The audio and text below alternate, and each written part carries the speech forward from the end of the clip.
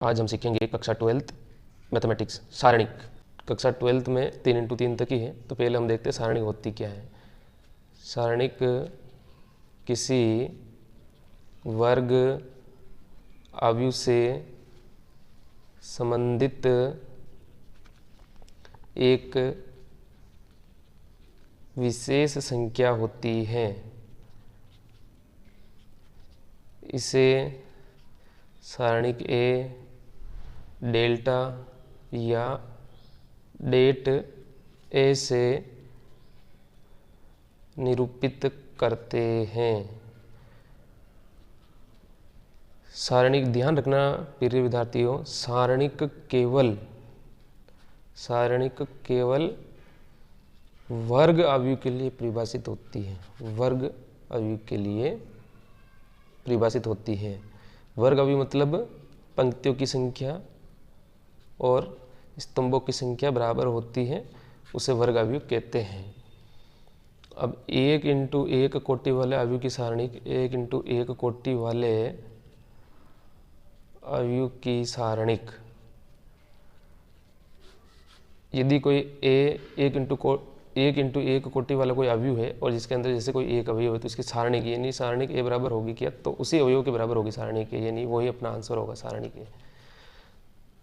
2x2 कोटि के लिए ध्यान देना प्रिय विद्यार्थियों, बहुत इजी है। 2x2 कोटि वाले अवयव की सारणिक, जैसे 2x2 कोटि का कोई ए आपके पास कोई अवयव है, जैसे ए, बी, सी और डी। अब इसकी सारणिक कैसे निकालें, तो सारणिक ए बराबर सदैव ध्यान रखना, पहले हम क्या करते हैं, इस विकर्ण के अवयवों को मल्टीपल करके बाकी के गुणा करके घटा देते हैं। कैसे, जैसे सारणिक इसकी निकालनी है तो A D minus B C, ये 2x2 के लिए सारणिक निकाली। जैसे उदाहरण के लिए ए अवयव है आपके 2, 4, 5, 6 उदाहरण के लिए लिया, तो पहले हम क्या करेंगे, इस विकर्ण के अवयवों को गुणा करेंगे। 6 दूनी 12 माइनस फिर 6 5 20, तो इसकी सारणिक हो जाएगी आपके माइनस के 8 आंसर हो जाएंगे। ये इससे 2x2 कोटि के अवयव की सारणिक निकाली जाती है। 3x3 कोटि के लिए प्रिय विद्यार्थी ध्यान देना, 3x3 कोटि वाले अवयव की सारणिक, 3x3 कोटि वाले अवयव की सारणिक के लिए 6 तरीके से इसकी सारणिक निकाल सकते हैं। 3 पंक्तियों के आधार पे और 3 स्तंभों के आधार पे। जैसे कोई आपके ए अवयव है, जैसे ध्यान देना 1, 2, 3, 4, 5, 6, 7, 8, 9, ये कोई 3x3 कोटि का अवयव है।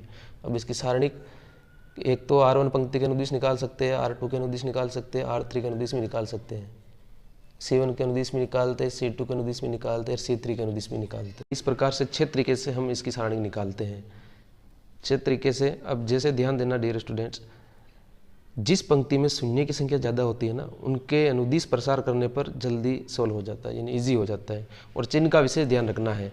R1 के अनुदिश करेंगे तो जैसे plus minus plus minus plus minus plus minus plus, ये चिन्ह हमारे को माइंड में होने चाहिए। इसके अनुदिश करते हुए चिन्हों को लेते हुए चलेंगे हम।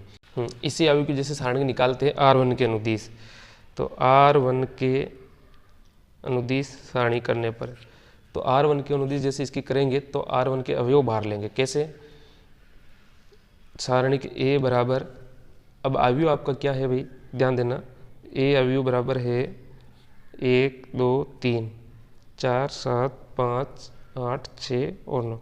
जब हम R1 के अनुदिश लेंगे तो चिन्ह भी R1 वाले चलेंगे, plus minus plus minus plus minus plus plus, ये यानी R1 के अनुदिश चिन्ह ये रहेंगे, प्लस माइनस प्लस। तो पहला कौन सा आएगा, 1, और अब फिर 1 लिया है तो इसके ये और ये इनको हटा दो, बाकी की सारणिक हो जाएगी। तो 9 पंजे 45 और 8 छंग 48, ठीक है। और फिर वापस ये वाला लेंगे, यानी माइनस आ रहा है तो माइनस के 4, फिर ये और ये टी बन जाएगा, बाकी की सारणी कर लो। 9 दूनी 18, 8 3 24, फिर वापस ये वाला लेंगे तो 7 और ये हो जाएगा, यानी प्लस के 7 और 6 दूनी 12 और माइनस के 15।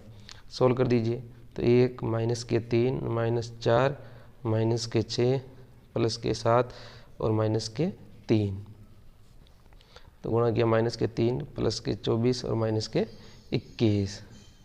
सोल्व किया तो -3 और +3 इन सारणी के बराबर क्या निकल गया 0। तो इस तरीके से 3 × 3 कोटि की अवयवी की सारणी निकाली जाती है। धन्यवाद।